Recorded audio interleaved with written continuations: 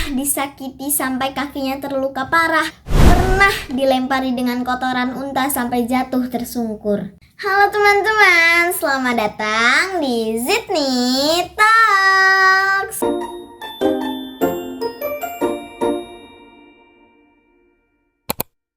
Assalamualaikum, hai, aku Zidni.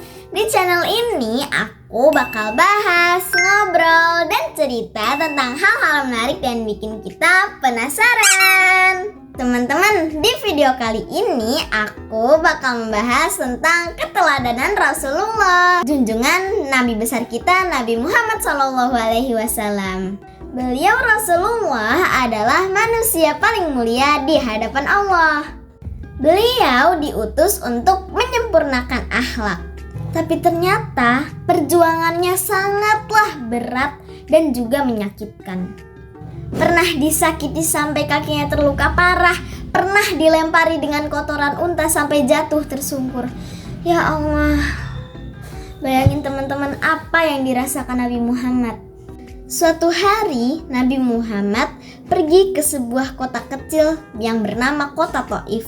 Kota kecil di dekat kota Madinah. Rasulullah pergi ke Thaif untuk melakukan amar ma'ruf, untuk berdakwah, mengajak penduduk Thaif untuk memeluk agama Islam. Tapi apa yang ditemukan sama Rasulullah di sana? Para pemuka di Thaif menolak ajaran Rasulullah. Bahkan para pemuka Thaif menyuruh anak-anak dan orang-orang untuk melempari Rasulullah menggunakan batu. Batu-batu itu mengenai tubuh Rasulullah sampai kakinya itu terluka parah. Kita bisa bayangkan apa yang Rasulullah rasakan saat itu.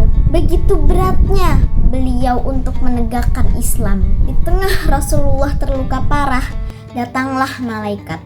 Malaikat berkata, jika Rasulullah menghendaki, gunung-gunung itu akan dihancurkan dan menimpa seluruh penduduk Thaif. Tapi kalian tahu apa jawaban Rasulullah? Rasulullah menjawab, aku berharap dari keturunan mereka akan lahir orang-orang yang beriman kepada Allah. Masya Allah, beliau sudah disakiti sampai terluka parah, tapi beliau memilih untuk memaafkan. Bahkan beliau mendoakan kebaikan bagi penduduk Thaif.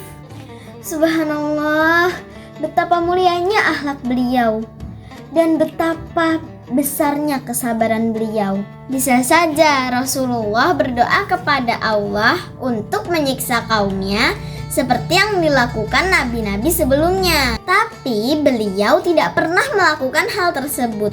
Itulah bukti kasih sayang beliau kepada umatnya. Teman-teman, dari kisah Rasulullah ini sangatlah bisa kita jadikan teladan, menjadi contoh dan pembelajaran bagi kita. Kesabaran beliau dalam menghadapi hinaan dan keadaan yang berat. Kemuliaan hati beliau dalam memaafkan orang-orang yang sudah menyakiti. Pelajaran yang bisa kita petik dari kisah ini adalah bahwa kesabaran itu bukanlah kelemahan, tapi justru kesabaran itu adalah kekuatan. Membalas orang yang berbuat jelek dengan perbuatan dan doa yang baik. Pasti tidak mudah ya teman-teman untuk mempraktekkan seperti apa yang sudah dicontohkan oleh Rasulullah. Tapi insya Allah kita bisa kok. Kita belajar pelan-pelan ya.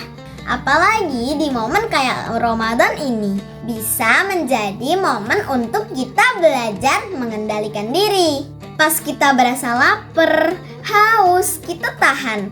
Pas ada yang bikin kita sebel atau bikin kita mau marah, kita sabar. Jika ada yang menyakiti hati kita maafkan. Semoga di bulan suci ini kita bisa menjadi pribadi yang lebih baik. Semoga bermanfaat ya videonya. Wassalamualaikum warahmatullahi wabarakatuh. Bye.